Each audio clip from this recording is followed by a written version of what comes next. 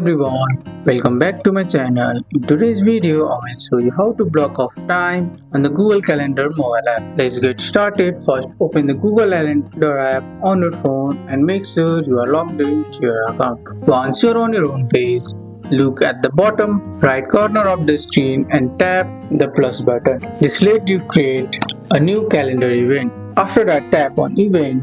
Here is where you can block off your time. In the title, you can write something like busy or do not schedule. Then set the start and end time for when you want to block off your calendar. Want to make sure others know you are unavailable, scroll down and check that your status is set to busy. You can also turn off notification if you don't want any alerts. Once everything looks good, tap save.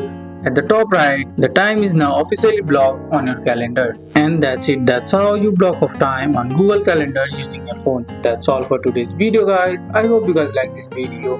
If you found this video helpful, drop a like, subscribe for more videos. Thanks for watching. See you in the next one.